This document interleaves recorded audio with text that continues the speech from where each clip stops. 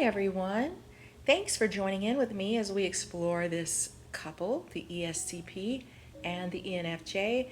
If you know any of these couples, then comment below. So, when I think of these two types, what pops into my head is conversation and fun. Because I think these two can have endless conversations with each other and really laugh about some things. They can talk endlessly about a variety of topics. And I think that ESTPs like the way that ENFJs can be good listeners. They laugh at their jokes and their stories, and they just feel like a safe place to explore their thoughts on things that are controversial or whatever. The ENFJ is going to listen and be supportive of their ideas and be very encouraging. And I think the ENFJ really likes how calm and patient ESTPs can be. Now, I think there are some that may not be so impatient, but I think most of them have a level of calm and patience that ENFJs really admire and enjoy. ESTPs can have the patience to be thorough and really work through some things, whereas the ENFJ is going to be a type that wants to jump into action. They may not have all the pieces, but they just want to get it done and have closure, whereas the ESTP will have the patience to do some things in the right way and make sure they've covered each detail. They can both like action and socializing with a variety of different people. They like to laugh and have fun. They can both have outgoing styles and really feed off of each other and complement each other. And ENFJs are usually more expressive in words, but the ESTP is going to be more likely to show you how they feel with their actions. So ESTPs really like ENFJs because they feel that they're warm, maybe they like their sophisticated style, and they like the way that they're able to express their feelings and thoughts so well. And they also like how ENFJs are able to understand people and also motivate people and anticipate their needs. And I think ESTPs can also be good at understanding and observing people in a different kind of way. And that's why sometimes you see ESTPs as comedians and they can imitate people really well. So they kind of pick up on things about people, but in a different type of way. So ESTPs also like how organized ENFJs can be, how accomplished and how creative and imaginative they can be, because ESTPs also like to play around with ideas. And ENFJs like how easygoing and how generous ESTPs can be, and how they can make things that would be a regular old daily routine activity fun and exciting. ENFJs also admire how easygoing and spontaneous ESTPs can be, and how cool, calm, and collect they can be, and also jump into action when it's needed without getting frazzled. They really love that. They feel very heard and listened to by the ESTP. And one of the things that I, as an ENFJ, has found admirable is that I've seen many ESTP dads that are really devoted to their kids. I'm also thinking of a couple of ESTPs in my head that I know that are such hard workers. You know, you could ask someone else to do the same job and they're gonna kind of play it exactly like they should without any extras, without going the extra mile.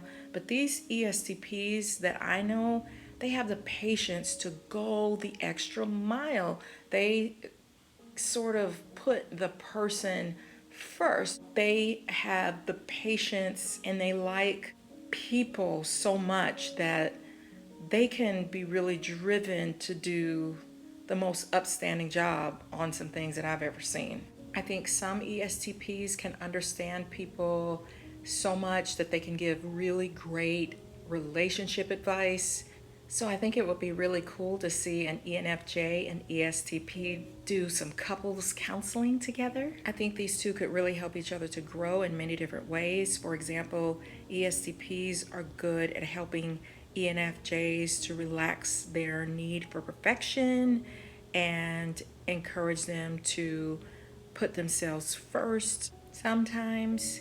And I think ESTPs can help ENFJs to become more aware of details and realities in life because ESTPs are realists. ENFJs can help ESTPs to be more sensitive to people and consider how others will be affected by their behavior. And ESTPs really like when an ENFJ can help them with organization or finishing some of the projects that they start. Okay, so let's talk about some of the struggles that this couple might have. And it's normal for any couple to have some struggles. So ESTPs are super realistic people. And so sometimes they communicate differently. Like an ENFJ is going to be more figurative, use more metaphors, be idealistic, want to search for what is the deeper meaning of things. And an ESTP is going to be more direct and they're going to focus on the facts and they're not going to be leaping from one topic to the next like an ENFJ will sometimes. So sometimes ESTPs might think that the way that ENFJs speak can be a little confusing. Maybe they want a little bit more directness from them or a little bit more precise way of communicating. But ENFJs might think that sometimes ESTPs might miss a few things or some hidden meanings because they can be so literal at times. Even though ENFJs can find ESTPs quite charming, they can also see them as being very blunt and insensitive at times, and ENFJs like to be tactful and they're very careful not to hurt anyone's feelings. Sometimes ENFJs can avoid conflict like the plague. They don't want to discuss problems openly and directly and frankly. I guess they feel like that could lead to disaster or a problem.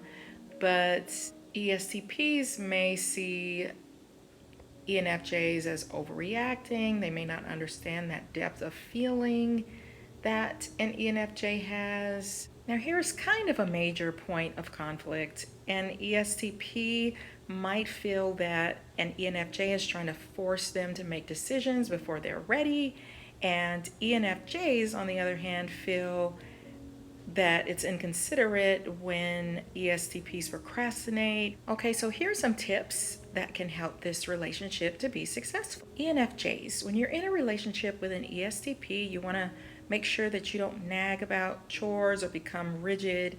Let some things go. Might need to provide more details instead of looking at just the forest. ESTPs are going to want their homes to be a place of peace. So that is a top thing for them. Also understand their need for some freedom in the sense that every second of their day has a priority. They might just want to lay back and watch TV. Let some things go. So you want to have a balanced way of life. So, you don't have to over discuss everything with them. Some things you can keep to yourself and you want to stay calm, be direct, be honest. You don't have to skirt around problems with them. They can handle it.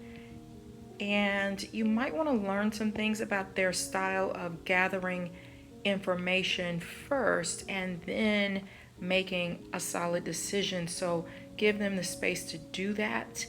And you also want to make sure that there's fun in your relationship. So you want to explore interests and different activities and allow for some spontaneity in the relationship. ESTPs, if you want to make your ENFJ mate happy, here's a few things that you can do. So make sure that you do part of the household chores. Remember to finish some of the projects that you start. Surprises like chocolates and flowers or tickets to a baseball game are fun because that allows for some planning, but you don't want to do too many surprises or surprise guests that they're not expecting. Unexpected surprises like that could make them very cranky.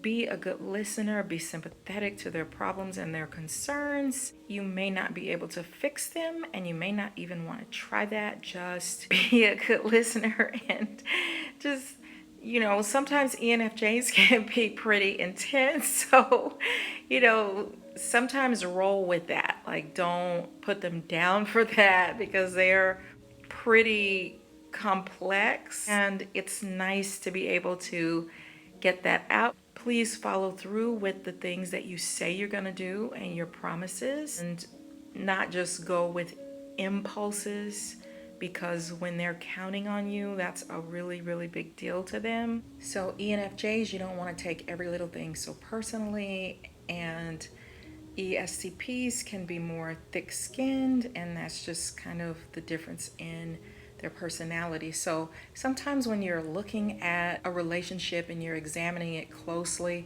there can be some comical things in there that, if you take a step back and just relax a minute, you can find some humor in it and really try to work through those differences.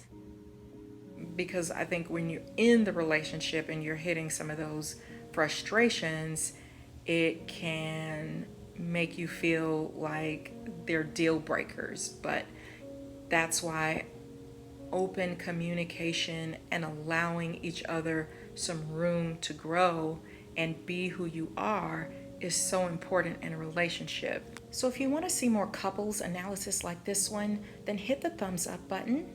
Also, remember to subscribe, and thanks for watching Tams PsychAdvice. Until the next video, bye.